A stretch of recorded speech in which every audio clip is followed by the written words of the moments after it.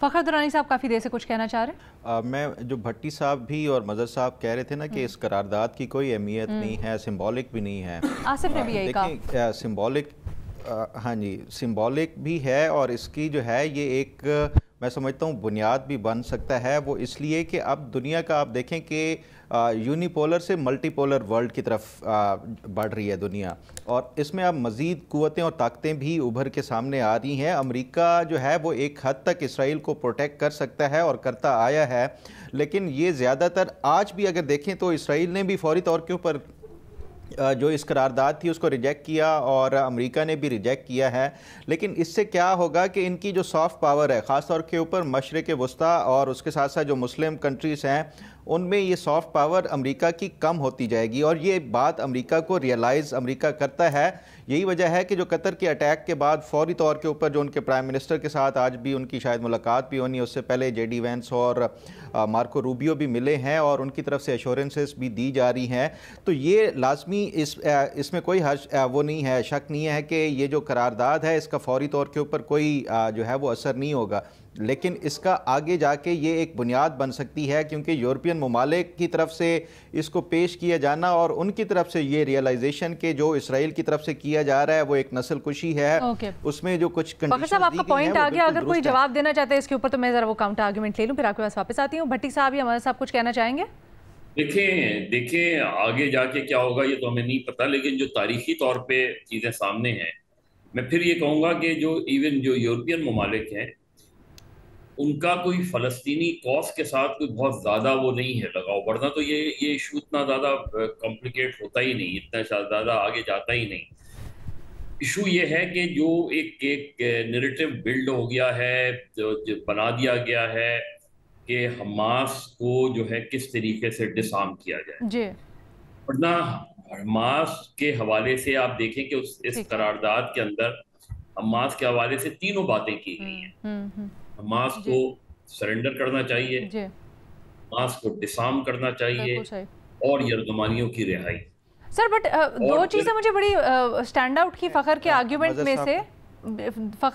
میں سے دو چیزیں بڑی سٹینڈ آؤٹ کی، اگر آپ اس کا جواب دینا چاہیں. انہوں نے کہا کہ امریکہ کو احساس ہے کہ گلف سٹیٹس کے ساتھ جو ان کے روابط ہیں ان کے اوپر وہ شاید اس طرح سے کمپرومائز نہیں کر سکتے، اسی لیے جو قطری وزیر اعظم کو بلا کر ان سے انگیجمنٹ کی گئی ہے، عشائیہ دیا گیا، یہ اس کا مظہر ہے. تو شاید مجھے یہ بتائیں کہ امریکہ کا جو ریاکشن ایک سیکنڈ جی مظہر صاحب، امریکہ کا جو ریاکشن جب ایران نے اٹیک کیا تھا قطر میں، اس میں اور جب اسرائیل نے قطر میں اٹیک کیا کتنا وہ تھا فرق تھا. دوسری بات یہ کہ امریکہ کی ایک ہسٹری ہے نا، Americans not only Donald Trump. جی سر، یہ اسرائیل کے حوالے سے امریکہ کی ایک کنسسٹنٹ پالیسی ہے. وہ اسرائیل کو سمجھتے ہیں مڈل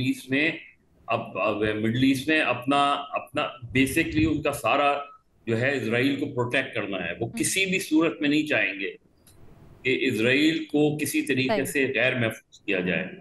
ان کا کاز ہی یہی ہے کہ اسرائیل کو کس طرح پروٹیکٹ کیا جائے. ان کا کاز یہ نہیں ہے کہ کس طریقے سے فلسطینیوں کی ریاست قائم کی جائے. جبھی تو ٹو اسٹیٹ جو ہے تھیوری سامنے آئی ہے، ورنہ پہلے تو یہ نہیں تھی. فخر بھی کچھ جواب دینا چاہ رہے ہیں، پھر we'll just conclude. ایک چھوٹا سا ایک جو مظہر صاحب نے کہا نا کہ نیریٹو بن چکا ہے حماس کے حوالے سے کہ ایک دہشت گرد تنظیم ہے اور اس کی وجہ سے یہ سارا کچھ، میں سمجھتا ہوں اس سے زیادہ سٹرونگ نیریٹو جس کی وجہ سے یہ یورپین ممالک اور ایون جو امریکہ کے اندر جو سٹرونگ نیریٹو بنا ہے وہ ہے کہ اسرائیل نے فلسطینیوں کی نسل کشی کی ہے، جینوسائیڈ میں انوالو ہے.